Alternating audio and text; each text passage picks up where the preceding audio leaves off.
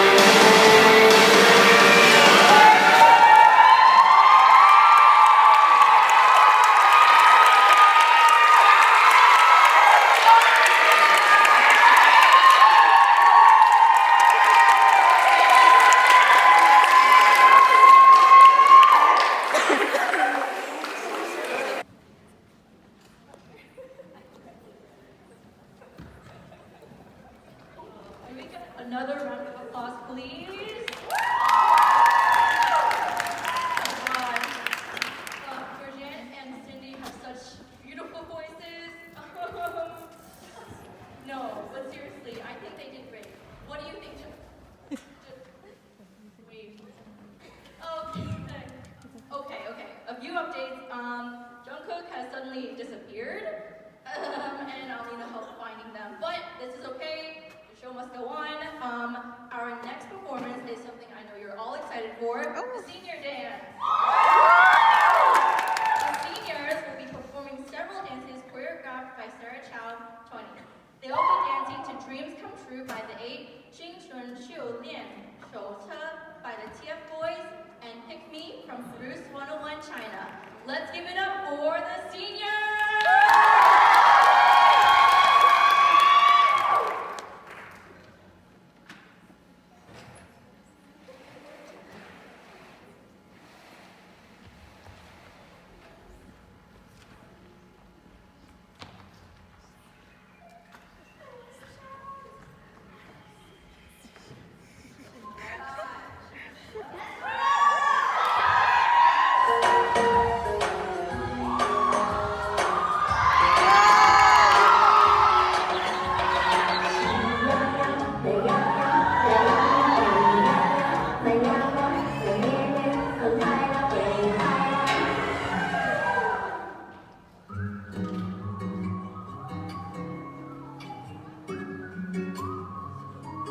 曾在梦中许下愿望，当然不会是我吹着散阳，谱下新的篇章，在海边的礁石上感受着阳光，这是我指引我去梦中的地方。微风吹拂着我的脸庞，也放下路上的跌跌撞撞。曾经我的战斗里面出马，很多烦恼没得梦，如今泪水中甘埋藏心深处。终有一天我会 dreams come true。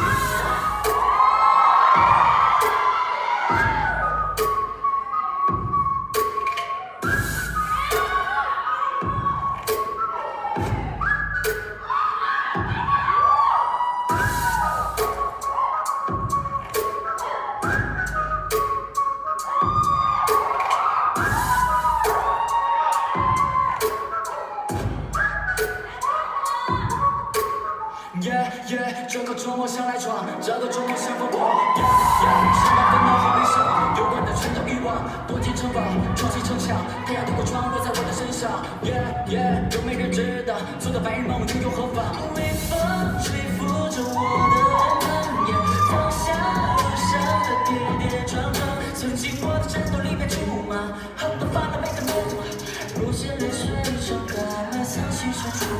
终有一天我会 dreams come true。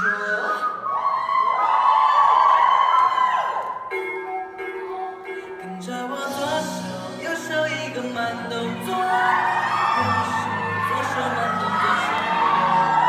这首歌给你快乐，你有没有爱上我？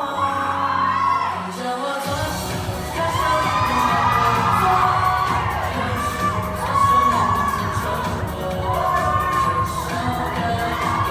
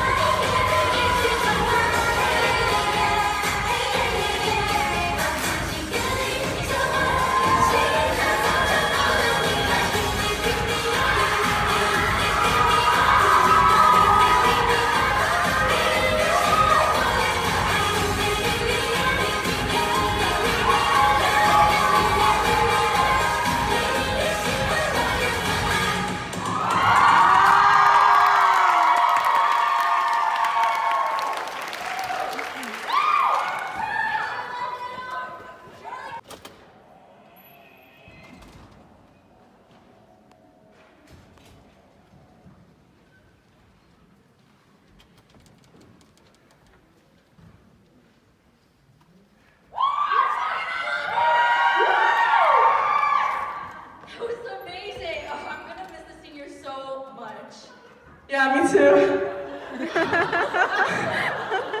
Yo, that was my first time dancing. Hold on. Oh, God. Yeah, me too. I miss the seniors. They're so great, and they all can't wait to graduate already. You know, I've really enjoyed this year's culture show so far. I feel like it's almost better than the one I emceed first year even. I mean, it has like everything, right? Cultures, cuteness, powerful fighting moves, tradition. Yeah, I know, but I feel like there's an itch that just isn't being scratched. Oh, no, don't worry, I brought your eczema cream. Yeah. Not on my arms. This itch is on my funny bone, Jungkook. Oh, well, see, I don't have funny bone either, so I can't relate. But I think our next act will make you laugh so hard, it'll cure your eczema. Everyone, please welcome our last performance of the evening. Drum roll, please. Actor, writer, and the youngest comedian ever featured on season 9 of NBC's Last Comic Standing, Sierra Cattell!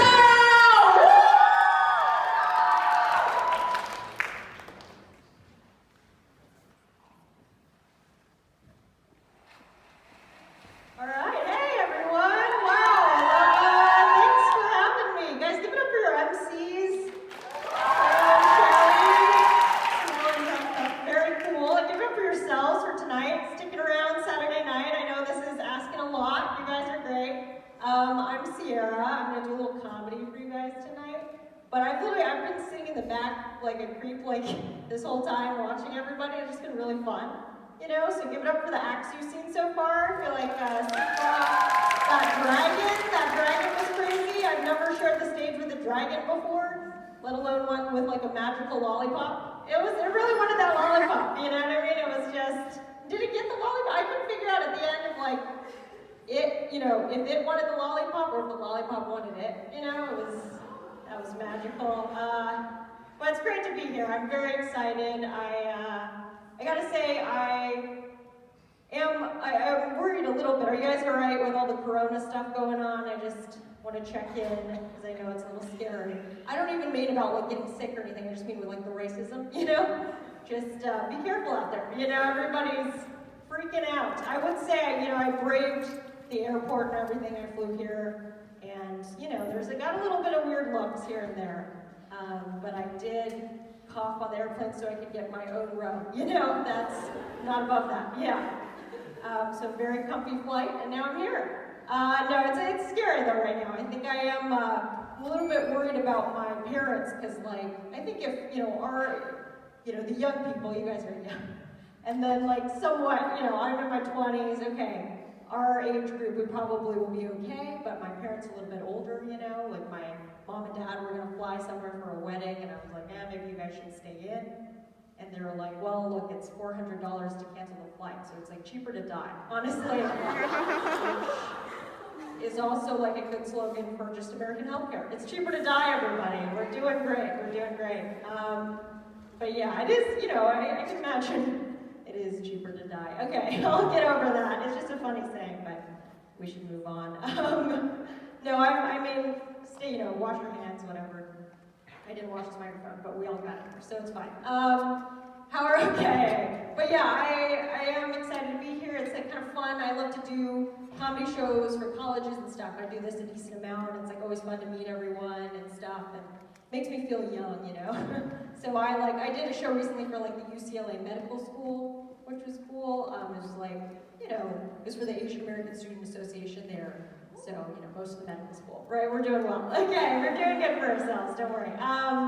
So yeah, and it was fun, but I would say like I was a little bit jealous of them because like they're med students, they're gonna be doctors soon, you know, like they've made it. And they kind of turned it on me. They were like, well, Sierra, you're a comedian. When will you know you've made it as a comedian? You know, is it when you get your Netflix special, or you're the last 5 comedians to not have one, so what's happening? You know, I was like, okay, well, you know, I don't know how to tell them this. Like, if I am explaining to them, how do I say, you know, comedy is a little, it's like not as simple as medicine. Okay,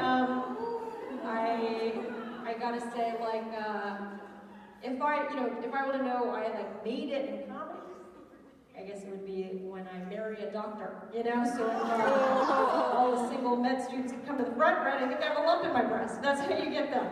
That's how you get them. It's very simple. And you guys are fun. I mean, look, it's, you know, I try my best. I was out recently. I was out kind of the mall, and a teen hit on me. So, I know, thank you. Still got it. You know what I mean? Thank you. I know. No, it was. I get it. Like, I can look a little younger than I am. I think he thought I was a teen. Him, how did I know he was a teen? He had the acne for the job. You know what I mean? Like, we knew it. It was like class of 2088 on his shirt. Like, oh, what the hell are you guys graduating now? This is disgusting. Okay. So obviously, you know, I had to clarify. But yeah, I mean, I guess I can look younger. We can look a little younger than we are, right? This is all, you know, I can't take credit for this. This is Asian Don't Raisin. You guys have heard of that. I didn't come up with it. It's kind of, it's a weird saying. It's like, I guess, derivative of black don't crack or brown don't frown, or I'm sure, you know, maybe other ethnicities have their own weirdly racist rhyme that they keep around. I don't know why we keep saying all that, you know? It's just like a lot of words, just to say white people don't age so well. You know, I don't know why we're around that one. You know? But, you know, I mean, it is, you know, whatever, right? We're all friends here. I just met you, but okay. I mean, because you know what it is. It's just like, I think there's a quicker way to get to the point, you know, like Caucasian do raisin. That's the same thing. It's just right there. Or white guys better moisturize. That one, that one's gendered. I know it's gendered, but you know, it has instructions baked in, so it's very useful. I love the lotion. I love the lotion. You know, lotion, you're washing your hands a lot now, you have a lotion. Okay. Add it into the Corona mix. But yes, it's a lot of fun. Very interesting stuff. I would say, you know, I just moved in with my grandparents. I don't know. It's a little weird. Yeah, I did. I know, thank you. It's strange, because I am like a grown woman living in her grandparents' house. I mean, they're dead. They've been dead for like decades. Sorry, I didn't know. I should have clarified that. So they're not there, you know? It's just me. I live in their house. It's fine. I didn't think, it was a long time ago. I didn't even meet one of them, so who are these people whose house I'm living in? You know, it's very strange. But I live there now, and it's fun, you know, because it's like they're there in spirit, right? Like watching over me as I masturbate in their bedroom, you know what I mean? So it's very familial, you know. It's a tradition. I don't make this up. Okay. But yeah, it's very fun. I would say it's a little bit, it's interesting. Like, well, I did just move my bed into like where their bedroom used to be. You know, so you guys are all thinking it, right? I'm sleeping where my Ji-chan and whatever grandma is Japanese. This is Japanese sound for him. I didn't meet her, so we didn't hammer out the details. You know what I mean? Wherever they were boning, that's where I'm sleeping. It's pretty surprising. But yeah, I don't know. It's fine. I always think it's weird when I'm telling people about living in my grandparents' house. I just call them my grandparents. But I always find it strange when guys tell me like, oh, I'm going to go visit my goobgabs and my gimgabs. Like, Jesus Christ, I don't need to know your weird pet names for your grandparents, okay? Like you're from Kansas, chill out, okay? You know, it's the same thing, like it's the same type of dude who calls his parents by like their first names. They're like, yo, Vincent, my God, show a little respect, you know, what are you gonna do? It's your dad, like, you're gonna chill. I mean, I get it, like I'm just a traditionalist, you know. I like to call my parents by their proper names, Mr. and Mrs. Daddy, and I exclusively orgasm in the same 8x10 room that my ancestors built. So, you know, I'm a traditionalist. You guys are fun. I mean, look, it's a weird, you know, it's just a weird place to be, I think. I just grew up kind of weird. I was a parakeet kid. I don't know if you guys know that. Sorry, I should explain. That means my dad had a lot of parakeets, and then I was his kid. That's how that works out. We had a lot of parakeets. You know, I learned a lot of life lessons through parakeets. For instance, like basically when he thought a parakeet was like fully grown, ready to go, he would just sort of let it go. into the sky, give it back to the wilderness, you know? I should say parakeets are actually native to Australia, so not where I grew up, you know? I was in Southern California, but, you know, birds fly through the sky, air doesn't have borders, so, you know, to them everything is Australia, really, you know? That's all Australia to them. So anyway, I saw him kind of let Fluffy go, one of our favorites, let him go into the sky, saw it fly over the Outback Steakhouse, and just as it was kind of reaching the horizon, a hawk took it right out of the air. It was a rough lesson. Fluffy went crunchy, but, you know, as sad as it was like a good lesson to learn that, you know, like even beautiful life ends in bird homicide. So, it's a tough one, but yeah, I didn't even get to give Fluffy like a proper burial, you know, parakeet burial in a McDonald's chicken nuggets empty cardboard box. You know what I'm talking about? They're perfect size for parakeet coffins. You gotta get the 10-piece chicken nuggets. You know, give them a little wiggle room. Okay, let's be humane. Let's be humane. But yeah, that was my life. I also played a lot of basketball growing up. A lot of fun. Thank you. Oh, thank you for asking. No, I never get this. Sheesh. I was definitely a 1. I was like a point guard sometimes. Too small to be really anything else. I know, why did I quit, right? Please save the questions till later. But yes, I know, I love to play basketball, but I remember I started at like 8 years old, and my mom dressed me in what she thought basketball players wore, you know, which was just like head to toe red shiny sweats, just like completely thick in the dead of summer. And, you know, and then underneath the sweatshirt, she put me in a t-shirt, a little panda bear right here. And then underneath the panda, it just said, God don't make no trash, and he made me, so I'm not trash. You know, common saying that all basketball players live by. Is that not common knowledge? Yeah, it was a weird shirt. I know it was a weird shirt, so I remember playing basketball and practice and everything, and just like keeping the sweatshirt on because I didn't want them to see that God don't make no trash. You know, I was just like, you know, nobody don't. Everybody's like, you want to maybe like take the sweatshirt off, drink a little water? No, it was very embarrassing to me. And I don't know why we had that shirt. Like, we weren't really a religious family growing up or anything. I think we just went with whatever religion had the cheapest shirts. So, in this case, it was panda creationism. I don't know what it was. Very strange. Anyway, I mean, looking back, it's sort of a lot of things in your childhood. You're like, oh, I just wish I was a little more comfortable, and I just knew that, like, I should just take the sweatshirt off, wear the t-shirt, and if anybody made fun of the t-shirt, I could just be like, hey, excuse me, but I guess you didn't hear, God don't make no trash, and he made me, so not trash, okay? And if you have an issue with that, take it up with the panda upstairs, not my department, all right? Not my department, buddy. But yeah, those are the times, great basketball times. Yeah, and then now, you know, life is weird. I moved in. Interesting, if you're ever living with a significant other, you kind of have to, you know, be mindful about how you're living your life and not getting too comfortable, right? Like, for me right now, where I draw the line is I'm like, I'm going to try really hard not to fart in front of him.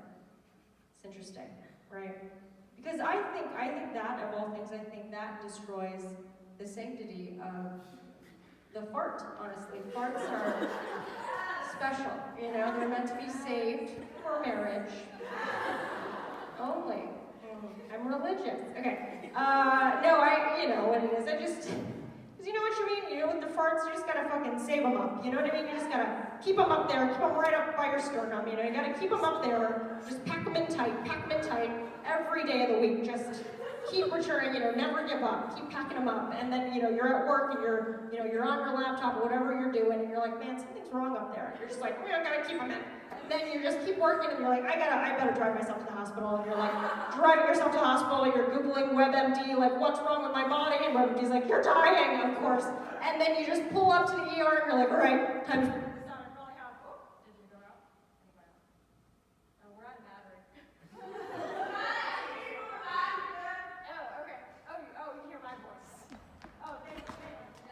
Thank you. All right, we're good. Thank you. I appreciate that you're just like, oh, just keep going. Which is nice. I have a loud voice, it's great. But yes, we're back in business. But anyway, so we're talking about farts, which is important before we were rudely cut off by this battery, who clearly is anti-fart. The anti-fart agenda is coming after me. Okay.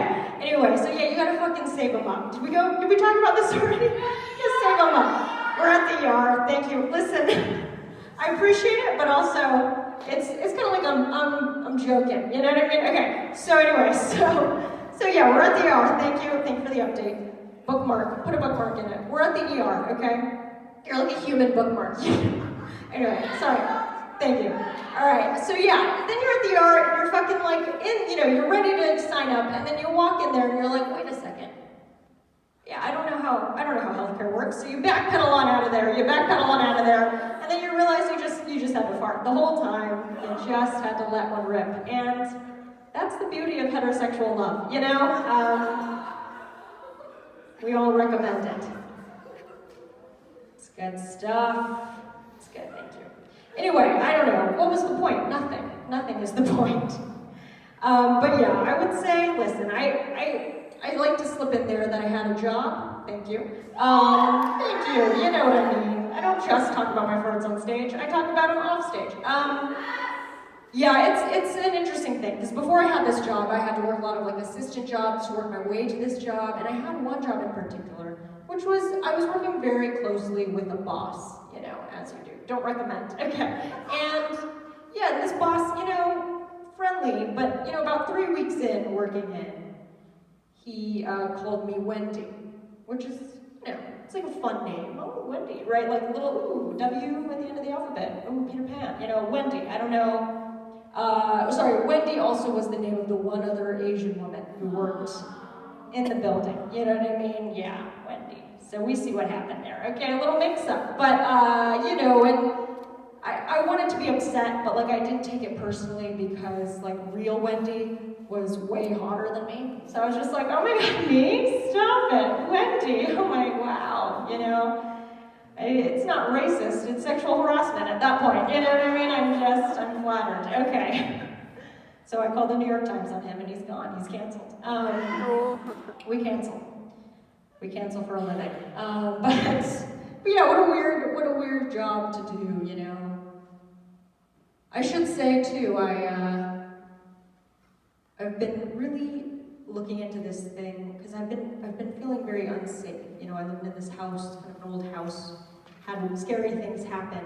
And so I'm trying to get a security system. But in the meantime, I downloaded the Citizen app. Do you guys know about the Citizen app?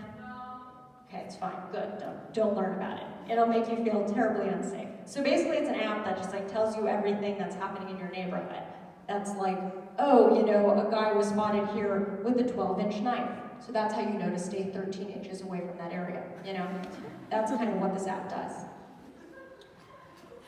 So, I've got this app. There was one thing that came up that was in this, a few blocks away from you, a woman's eyes were exposed to harmful chemicals. That sounds like a personal problem. I just don't know why you're telling me this, but stay away from that area. I don't know, I think at the end of the day, it doesn't really do much, and sometimes it'll just tell me too much information, and it'll tell me when my friends join this app too. It's I don't care about my other friends who feel like they're unsafe. We're just all gonna be scared together. They're not gonna save me, I can't save them. This watching the wushu stuff, I'm I need a sword. I need a fucking sword. I know, I love it. It's when we're growing up, people are don't run with scissors, but now we're okay, cartwheel with swords. That's apparently what we should be doing. I would love to have a sword. I'd love to do a little knife school, throw some knives. Let's all get on board. But the thing about this app too is I just feel it's gonna eventually, like everything, turn into just a social networking, kind of dating app. I'm gonna check it and it's gonna be dude, 5 feet away with a 12-inch dick, you know what I mean? And I'm gonna be stay away, it's too big. We all know that's not a thing. Okay. Terrible. But yeah, I don't know, I also feel unsafe. I had my car broken into the other day, which was tough. They took, they broke into my car, they took my laptop, my backpack, a bunch of stuff. I will say, I had a 72-pack of value toilet paper. They didn't touch one of those, you know? So what kind of thief is this? A real dumb one, you know what I mean? A real dumb, clean one, because apparently I don't need toilet paper. Well, yeah, so anyway, so then I had to go back to the Apple store and get a new computer. It was fine, the other one was quite old, but I went in there and I was literally just like, you know, this is what happened to me. And the guy at the Apple store was like, okay, well, are you a student? And I'd be like, no, I'm not, but I'm flattered, you know. And then he said, okay, well, just show me anything and I'll give you a little discount, like the student discount, because of what happened to you, you know? And I was like, you know, like I don't commit crimes, you know what I mean? So this just felt like I was stealing from them. But I did what I did. I got all red hot in the face. He fucking, you know, checked me out, so gave me my discount, and I walked out of the store with a slightly discounted laptop. So yeah, that's what happens. I know, thank you. That's what happens to the system, right? Someone steals from me, I fucking steal from Steve Jobs, you know what I mean? I'm a cold, hard killer. Thank you. Thank you. With a fucking sword, you're right. I should have gone in there and fucking broken the glass window. I don't know what's in the Apple store. Just gone in there and swiped some iPads, you know? With a sword. Not with my finger. But yes. And you know, we're supposed to learn all this stuff, like self-defense and stuff, right? That's a big thing now. I don't even know. If you don't have a sword, what do you do? That's what I'm wondering. Everybody says you should, you should have pepper spray, right? And I got pepper spray recently. You know, I got it in the mail, put it in my purse. It is, it's still in its plastic casing, because I haven't figured out how to open that shit yet. I don't have a sword. But you know, I'm just hoping like if a guy pulls a knife on me, right, he'll just like help me open the packaging first and then we can resume. Okay. That would be nice. Nice gesture. I also know that there's self-defense. There's certain things you should know, like eye gouging, and you know, they say like when you're walking alone, say to like your dorm or your car or whatever, you put your car keys in between your fingers like this, right? And that's, you know, then that makes you Wolverine and then you can't die, right? You're just healing only over and over. You live through all the wars. You guys like those movies? Okay. Yeah, so you got that kind of claw thing essentially, right? And then that way, if like an aggressor or a murderer's coming at you, you can take that key and then just stab him in the throat. Stab him right there on the soft spot, you know what I mean? You get him. Or her, because I'm a feminist, right? So close the stab gap. Hashtag close the stab gap. But yeah, you know, what's floor wear? Come on. There could be her killers. Okay. Anyway, so we got this. We stab him in the throat, right? And then who's the murderer now? You know, this one. Right? The student becomes the teacher, as they say. Yes, no big deal. Yeah, I mean, I used to do that more, but I don't as much because my car key is actually just a remote control, so I can't really I kind of just am like opening the trunk, like I'm just fucking beeping their face. It's terrible. So thank you, Subaru, right? Getting me murdered. Thank you. I want to talk a little bit about, you know, get a little serious because this is a fun time. You know, I would say I'm very excited about like watching the show, you know, and also thank you to Wellesley CSA for putting this whole thing on and inviting me, and it's great to be here, so thank you all. I know some are backstage, some might be out there. Give it up for yourselves and everyone else. But yeah, I just, thank you so much. All right, settle down, fans. No, anyway, I would say this. I want to say I really am a big fan of how just everyone's like breaking stereotypes these days. You know, we're watching more Asians in the media. We're watching everybody do like all sorts of fun things. We're seeing a lot of, you know, maybe some white people in coronavirus masks on New York Times. You know what I mean? Like we're trying to just break stereotypes and not always be portrayed the same way. You know, and I would say I try to do that in my own life, but. You know, I find it a little bit hard. I find it a little bit more difficult because I am, you know, a Chinese American woman who also is just damn good at making rice bowls shaped like pandas. You know, it's not funny. You know what I mean? I know I smiled there, but it's not funny because, like. I don't know if it's like rice balls shaped like panda bears. I make amazing rice balls shaped like panda bears. Like, I don't know if you guys know this, but basically you take sushi rice and get a little stencil and fucking pack it into a little rice ball, a little panda. And then you get a little seaweed stencil and you seaweed the stencil. You put the little panda legs, the little panda arms, panda nose, panda butthole, you know? You get it all on there, you got one panda, and you keep doing that to make a whole army. All right? So this is what I am handling, this is what I'm handling. You know, this is what I have to deal with. Because then I get invited to a potluck. You know, a potluck with like lots of different races. Then what do? You know what I mean? You know what I mean? Like, because there's always gonna be, they're gonna expect the Asian girl's gonna bring the fucking panda rice balls to the fucking party. You know what I mean? Like, this is constant. This is constant. Every party you go to, there's always gonna be an Asian girl with a panda rice ball. This is, okay, this is going poorly, but I'm joking. I'm sorry if you can't see from your position of privilege of not being able to make panda rice balls, but it's a fucking joke. No, I'm kidding. But yeah, like, I love to make panda rice balls. Someone dropped their phone because it's a fucking disaster. But anyway, I love to make panda rice balls, but sometimes I don't want to be the Asian girl who's making the panda rice balls at the party. But then it's like, but I love it. And I want to be true to myself, you know?